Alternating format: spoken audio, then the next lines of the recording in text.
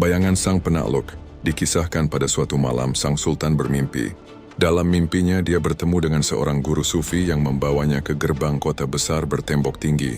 "Kota apakah ini, guru?" tanyanya. Sang guru tersenyum. "Inilah Konstantinopel, kota yang akan engkau taklukkan. Lihatlah, di puncak menaranya telah berkibar bendera dengan kalimat tauhid." Mimpi itu bukan sekadar bunga tidur. Ia adalah suara dari lorong waktu yang jauh. Gema sebuah janji agung yang diucapkan Rasulullah SAW 8 abad sebelumnya. Kota Konstantinopel akan jatuh ke tangan kalian.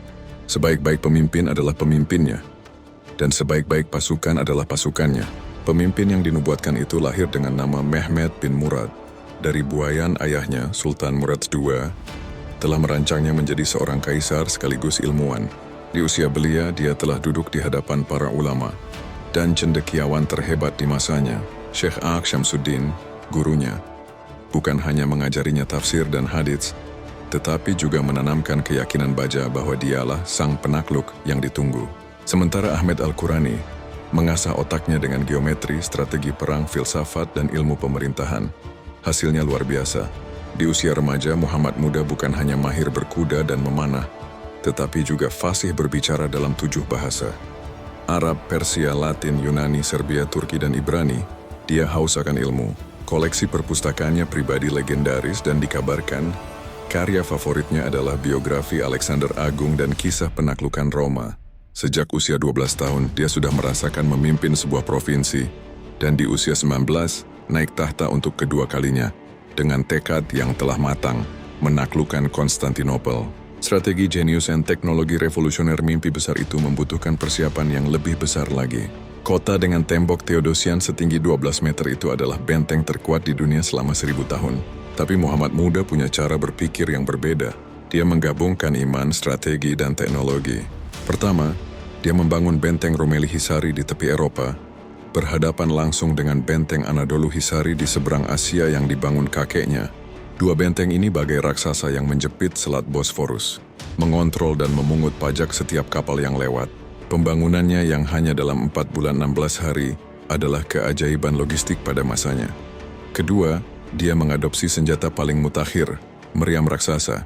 Dibuat oleh ahli meriam Hungaria bernama Orban, meriam ini adalah monster yang membutuhkan 60 ekor sapi dan 200 prajurit untuk menariknya. Pelurunya yang seberat 700 kg bisa menghancurkan tembok kota. Inilah artileri pengepungan terbesar yang pernah disaksikan dunia. Ketiga, master stroke-nya yang paling legendaris, memindahkan armada laut melalui darat. Ketika rantai besar Bizantium menutup mulut tanduk emas, Muhammad memerintahkan ribuan pasukannya melapisi jalan dari Galata ke tanduk emas dengan kayu licin. Dalam satu malam, 70 lebih kapal perang ditarik melalui bukit dan hutan, muncul di titik yang paling tidak diduga musuh.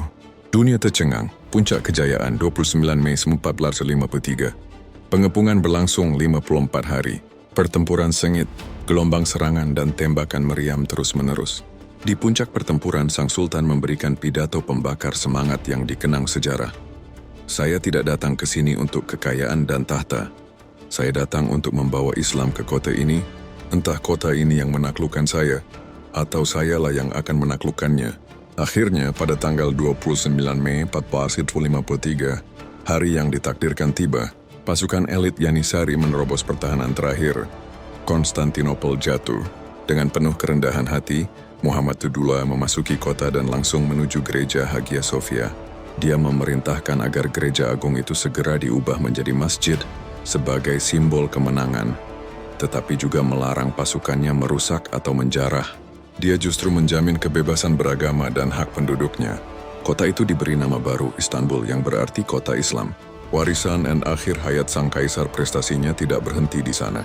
Sebagai sultan, dia membangun lebih dari 300 masjid, 57 madrasah, dan 59 pemandian umum. Dia mengkodifikasi hukum, menjadi pelindung seni dan sains, dan menjadikan Istanbul sebagai pusat peradaban dunia yang gemilang. Dalam 30 tahun pemerintahannya, wilayah Ottoman meluas hingga Balkan dan Crimea. Muhammad Al-Fatih wafat pada 3 Mei 1481. Dalam sebuah ekspedisi militernya, jenazahnya dimakamkan di kompleks Masjid Fatih, Istanbul, di antara masjid dan madrasah yang dia bangun. Dia meninggalkan satu pesan abadi. bahwa kunci kemenangan adalah perpaduan sempurna antara iman yang kokoh, ilmu pengetahuan yang maju, strategi yang brilian, dan karakter yang mulia. Dia adalah sang penakluk. Dia adalah pemenang janji. Dia adalah Muhammad Al-Fatih.